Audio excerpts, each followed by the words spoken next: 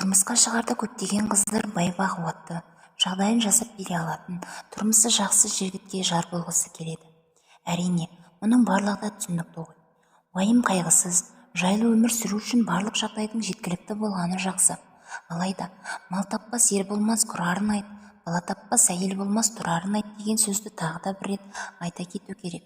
Өйткені қолынан іс келіп тұрған, бастысы жалқау емес, еңбекқор жігітті таңдасаңыз, одан миллионер жасап шығару сіздің қолыңызда. Егер де ақылды әйел болсаңыз, түсіністікпен қарап, еріңізді қолдап, демеп отырсаңыз ұтасыз. Еркек бас, әйел мойын. Сондықтан ер адам бас болса, әйел мойын болып, оны қай жаққа қарай бағыттап бұра алса, өзі қалағандай байытуға болады. Көптеген қыз-келіншектерден неліктен тұрмысқа шығу қажет екендігін сұрасаңыз, балалы болу үшін, қартайғанда жалғыз қалып қоймау үшін деген секілді мысалдарды айтып жатады. Әрине, мұның барлығы да дұрыс пікірлер. Дегенмен, ең дұрыс ой бұл емес. Қыз баласы тұрмысқа шыққанда ер азаматының жанында өзінің әйел екендігін сезіне алуы тиіс. Ең алдымен осы мақсат болу керек. Ал бала қартайғандағы жаныңда серік болатын адам, оның барлығы да екінші орындағы мәселелер. Ер адам үйленгендегі мақсаты сол таңдап алған жарының жанында өзінің нағыз ер азамат екендігін, оған қорған бола алатындығын, мықтылығын сезіне алуы тиіс. Сонда ғана ерлі-зайыптылардың ортасында керемет үйлесім болады. Сіздің ойыңызда, сонда менің қиялымдағы қалтасы қалың, ақбозатты ханзада, қазіргі тілмен айтқанда темір тұлпары, хан сарайындай зәулім үйі қайда қалады? Неліктен мен жағдайы жақсы, менің алақанымда ұстайтын, ханшайымдай күтетін ер азаматты аңсаймын деген ой қалып кетуі мүмкін. Оның барлығын жасау, яғни азаматыңызға қолдау білдіру арқылы жасатып алу тек қана өзіңізге байланысты. Егер күйеуіңіздің сізге деген қарым-қатынасы ұнамай жатса, сіз бірдеңені дұрыс жасамай жатырсыз. Алдымен өз бойыңыздан өзіңіз өзгертуіңіз қажет болған мінез-құлық бар.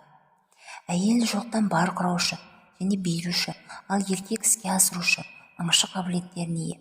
Сондықтан әйел адам ер азаматқа күш-жігер беріп, ынталандырып отырса сөз жоқ, ол міндетті түрде сынға шығады. Әйелдің тарапынан сену, мейірім, қолдау үнемі беріліп тұруы керек. Бай-бақуатты өмір сүргіңіз келсе, күйеуіңіздің маңдай терімен тауып келген қаражатын үнемдеп, күйеуіңіздің еңбегін бағалаңыз.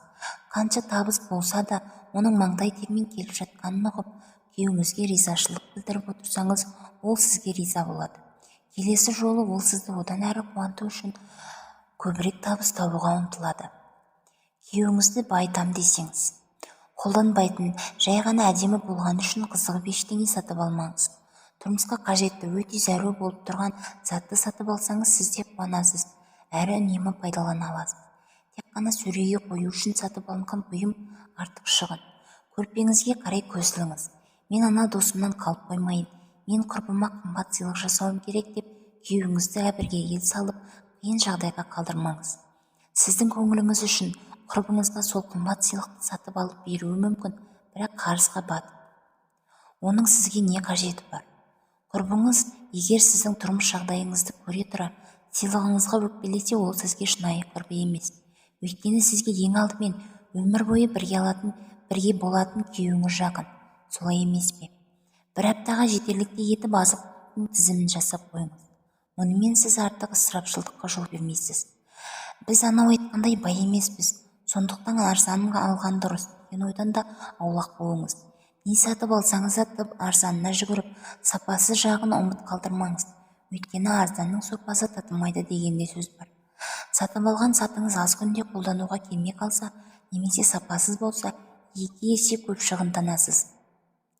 Сондықтан сапалы, ұзақ мерзімге қолдануға жарайтынын алсаңыз, сол сәтте қымбат болып көрінуі мүмкін, бірақ сапалы дүниені сатып алу арқылы көп ақшаңызды үнемдей аласыз. Жарасымдылық, үйлесімділік, тазалыққа баса мән беріңіз.